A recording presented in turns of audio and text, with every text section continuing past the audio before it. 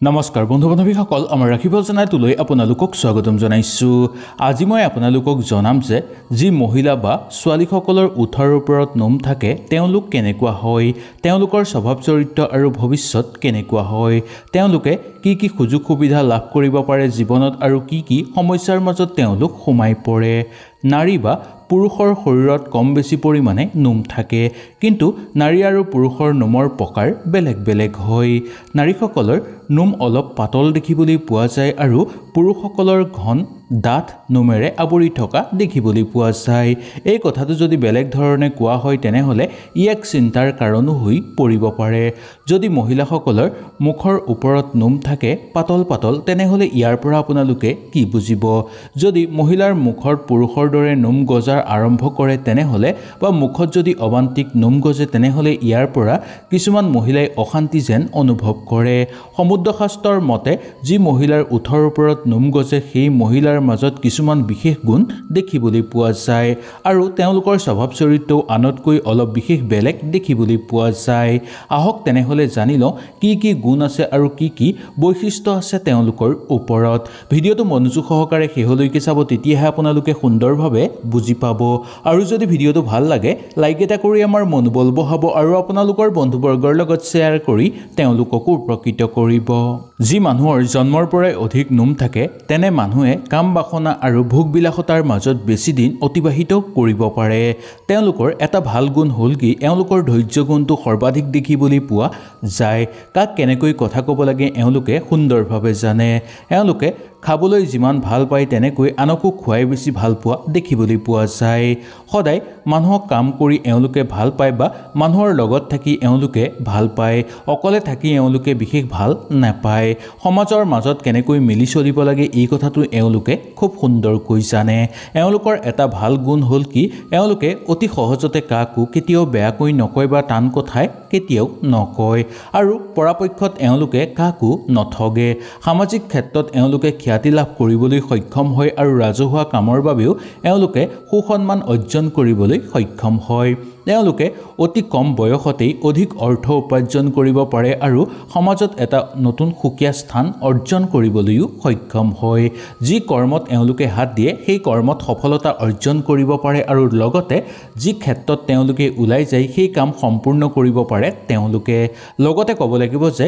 যি কামত এওঁলোকে হাত দিয়ে সেই কামো সোনকালে হৈ উঠে বা সুচাৰুভাৱে সেই কাম হৈ উঠে। সেইকাৰণে জন্মৰ পৰাই নোম থকা ল'ৰা ছোৱালীসকলক বহু ভাগ্যৱান ল'ৰা ছোৱালী বুলি মনা গৈছে জ্যোতিষশাস্ত্ৰৰ অনুসৰি। এনে ল'ৰা ছোৱালী আপোনালোকৰ ঘৰত জন্ম হ'লে আপোনাৰ লগতে আপোনাৰ ঘৰৰ মানুহ উজ্বলি উঠিব আৰু লগতে আপোনালোকৰ ঘৰৰ পৰিৱেশো পবিত্ৰ হৈ পৰিব। ইয়াৰ বাহিৰেও আপোনালোকৰ ঘৰৰ আৰ্থিক অৱস্থা উন্নত হৈ পৰিব। সকলো ক্ষেত্ৰতে তেওঁলোকে সফলতা অৰ্জন কৰিব পাৰিব আৰু প্ৰাথমিক ভাষাত ক'বলৈ হ'লে তেওঁলোক বহু ভাগ্যৱান হয়। যি মানুহৰ বুকুৰ মাজত অধিক নোম থাকে তেনে মানুহ অলপতেই সন্তুষ্ট হৈ পৰে। তেওঁলোকক অকণমান কিবা ক'লেই তেওঁলোক আনন্দিত হৈ পৰে আৰু খুব কম খৰচতেই তেওঁলোক চলি যাব পাৰে। এওঁলোক বহু বুদ্ধিয়ক আৰু শক্তিশালী দেখিবলৈ পোৱা যায়। অৰ্থৰ ভাৱেও এওঁলোক বহু স্বাৱলম্বিতা হৈ থাকিব পাৰে। দাম্পত্য জীৱন এওঁলোকে সুখময় হিচাপে কটাব পাৰে আৰু যাক এওঁলোকে ভাল পায় তেওঁৰ কাৰণে এওঁলোকে সকলো কৰিব পৰা দেখিবলৈ পোৱা যায়। এওঁলোকৰ সমাজত এটা মান থাকে আৰু এওঁলোকৰ ধৈৰ্য গুণটো সৰ্বাধিক দেখিবলৈ পোৱা যায়। কোনো মানুহক কেতিয়াও টানকৈ নকয় আৰু এওঁলোকে সকলোৰে লগত সোনকালে বা সুন্দৰভাৱে মিলিব জানে। যি মানুহৰ বুকুৰ মাজত নোম নাথাকে তেনে মানুহ অলপ নীলাজ আৰু অলপ স্বাৰ্থপৰ দেখিবলৈ পোৱা যায়। এনে কিছুমান মানুহক বিশ্বাস কৰিবলৈ ভয় বুলি কৈছে শাস্ত্ৰৰ অনুসৰি। কিন্তু এওঁলোকে যদি কাৰোবাক সহায় কৰিব বিচাৰে তেনেহ'লে সহায় কৰাটো তেওঁলোকৰ কাৰণে বহু উচিত হৈ পৰা দেখিবলৈ পোৱা যায়। সামাজিক ক্ষেত্ৰত এওঁলোকৰ ইমান সন্মান লাঘৱ নহয় যদিও এওঁলোকে অলপ স্বাৰ্থপৰ হোৱাৰ কাৰণে কোনো লোকে এওঁলোকক বহু বেছি বেয়া পোৱা দেখিবলৈ পোৱা যায়। এনে লোকে জীৱনত বহুবাৰ প্ৰেমত পৰাও দেখিবলৈ পোৱা যায়। কেতিয়াবা ছোৱালীৰ মন ভগাও দেখিবলৈ পোৱা যায় এওঁলোকে আৰু ইয়াৰ পিছত ক'ব লাগিব যে এওঁলোকে অধিক খৰচা কৰে বা এওঁলোকৰ অবান্তিক খৰচৰ মাত্ৰা সৰ্বাধিক দেখিবলৈ পোৱা যায় এওঁলোকৰ হাতত পইচা থাকিলে কেনি পইচা সেই পইচা খৰচ হৈ যায় এওঁলোকে গমেই নাপায় তাৰ পিছতহে এওঁলোকে অনুভৱ কৰা দেখিবলৈ পোৱা যায় কিন্তু ডাঙৰক কেনেকৈ সন্মান কৰিব লাগে আৰু সামাজিক ক্ষেত্ৰত কেনেকৈ চলিব লাগে এওঁলোকে সুন্দৰভাৱে জানে কাকো এওঁলোকে কেতিয়াও বেয়া কথা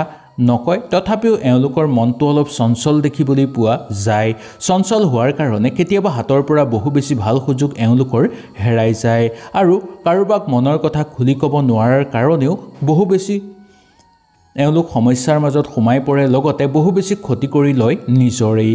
প্ৰাকৃতিকভাৱে বহু মহিলাৰ ওঠৰ ওপৰত নোম থাকে সমুদ্ৰশাস্ত্ৰৰ মতে যি মহিলাৰ ওঠৰ ওপৰত নোম থাকে তেনে মহিলা অলপ বেছি খঙাল বুলি কোৱা হৈছে এনে মহিলাই স্বামীক নিজৰ মতে চলাই ভাল পায় খং বেছি হোৱাৰ কাৰণে এনে মহিলাই যি মন যায় তাকে কৰে সামাজিক ক্ষেত্ৰতো এওঁলোকে নিজৰ স্থিতি অটল ৰাখিব বিচাৰে কৰ্মক্ষেত্ৰত কিন্তু এওঁলোক বহুদূৰ আগুৱাই যাব পাৰে স্বভাৱ চৰিত্ৰত এওঁলোকৰ একদম পানীৰ দৰে বুলি ক'ব পৰা যায় এওঁলোকে যাক বেছি ভাল পায় তেওঁৰ সৈতে সময় অতিবাহিত কৰি ভাল পায় আৰু ঘৰখন তেওঁলোকে নিজৰ মতে চলাব বিচৰাৰ কাৰণে কেতিয়াবা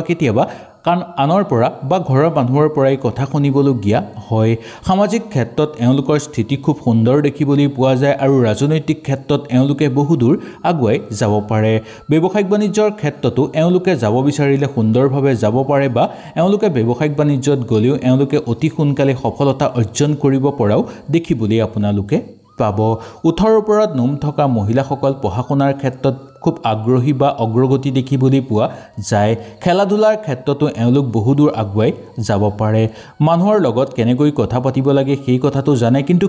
যেতিয়া এওঁলোকৰ বেছি খং উঠে তেতিয়া কাক কি কথা কৈ পায় এওঁলোকে নিজেই গম নাপায় সেইকাৰণে কেতিয়াবা সামাজিক ক্ষেত্ৰত বহু মানুহে এওঁলোকক বেয়া পোৱা দেখিবলৈ পোৱা যায় কিন্তু এওঁলোকৰ কৰ্মই এই সকলোবোৰ ঢাকি ৰখা দেখিবলৈ পোৱা যায় কিন্তু এওঁলোকক কোনোবাই বেয়া কথা কৈ কেতিয়াও সাৰি যাব নোৱাৰে যি মহিলাৰ মাথাৰ চুলি ঘন আৰু কলা হয় এনে মহিলাই যি কাম কৰে সেই কামত তেওঁলোকৰ সহায় কৰে ভাগ্যই আৰু এনে মহিলাক বহু ভাগ্যশালী মহিলা বুলিও কোৱা হৈছে এওঁলোকে যি কামত হাত দিয়ে সেই কামতেই সফলতা অৰ্জন কৰিব পাৰে আৰু সামাজিক ক্ষেত্ৰতো এওঁলোকে বহুদূৰ আগুৱাই যাব পাৰে এনে মানুহ অলপ সৰ্জনশীল দেখিবলৈ পোৱা যায় আৰু কলা দিশত অলপ পাৰ্গত দেখিবলৈ পোৱা যায় এনে লোকে বহু বিলাসিতাৰ মাজত জীৱন অতিবাহিত কৰে এওঁলোকে অধিক কম কষ্ট কৰিলেই অধিক অৰ্থ এওঁলোকে উপাৰ্জন কৰিব পাৰে আৰু সকলো ফালৰ পৰা এওঁলোকৰ হাতলৈ সুযোগ সুবিধা নামি আহে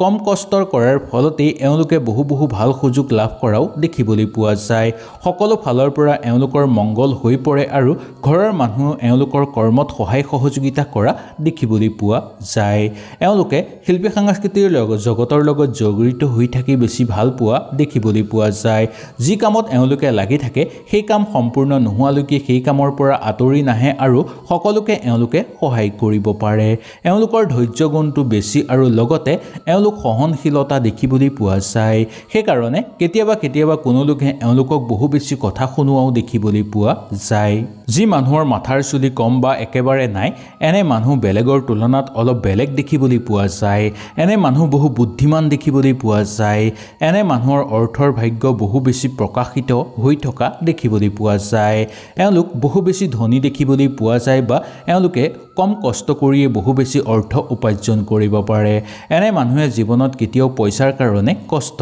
নাপায় এওঁলোকে কাক কেনেকৈ কথা ক'ব লাগে সুন্দৰভাৱে জানে আৰু ক'ত কেতিয়া পইচা খৰচ কৰিব লাগে সেই কথাটো এওঁলোকে সুন্দৰভাৱে জানে এওঁলোকে মানুহক সহায় কৰি ভাল পায় কিন্তু স্বাৰ্থৰ কাৰণে যেতিয়া মানুহে সহায় বিচাৰে তেওঁলোকে সোনকালে বুজি পায় আৰু সেই জেগাৰ পৰা তেওঁলোকে অলপ আঁতৰি থাকিব বিচাৰে বহুবাৰ এওঁলোকক দেখিবলৈ পোৱা যায় যে এওঁলোকে অকলে সময় অতিবাহিত কৰি ভাল পায় আৰু অকলে বহি থাকি চিন্তা চৰ্চা কৰি ভাল পায় ভৱিষ্যত কি হ'ব কেনেকৈ পাৰ হ'ব দিন এই কথাটো তেওঁলোকে বহু বেছি চিন্তা কৰা দেখিবলৈ পোৱা যায় সামাজিক ক্ষেত্ৰত এওঁলোকৰ অৱদান মধ্যম দেখিবলৈ পোৱা যায় কিন্তু ৰাজনৈতিক ক্ষেত্ৰত যদি এওঁলোক যায় তেনেহ'লে ৰাজনৈতিক ক্ষেত্ৰত এওঁলোকে বহুদূৰ আগুৱাই যাব পাৰে এওঁলোক বহু বেছি মৰমীয়াল দেখিবলৈ পোৱা যায় কিন্তু এওঁলোকৰ মনৰ কথা কাৰো আগত প্ৰকাশ নকৰাৰ কাৰণে মনত এক বহু বেছি দুখ অনুভৱ লৈ থকা দেখিবলৈ পোৱা পোৱা যায় সেইকাৰণে বন্ধুবৰ্গ এওঁলোকৰ বহু বেছি কম হয় আৰু এওঁলোকে ঘূৰি ফুৰি বেছি ভাল নাপায় তথাপিও এওঁলোকে বাধ্যত পৰি বহুবাৰ ঘূৰিবলৈ যোৱা দেখিবলৈ পোৱা যায় খেল ধেমালিৰ লগত জড়িত হৈ থাকি এওঁলোকে ভাল পায় বা খেল ধেমালি কৰি এওঁলোকে বহু বেছি ভাল পোৱা দেখিবলৈ পোৱা যায় যি কাম কৰে এওঁলোকে সুচাৰুভাৱে কৰে আৰু দৈনিক যি কাম কৰি থাকে সেই কাম সম্পূৰ্ণভাৱে কৰিব এওঁলোকে জানে হয়তো এই ভিডিঅ'টোৰ যোগেদি আপোনালোকে সুন্দৰভাৱে বুজি পালে যদি কিবা অসুবিধা পালে নিশ্চয় মোক তলত কমেণ্ট কৰি জনাব তেনেহ'লে আজিলৈ নমস্কাৰ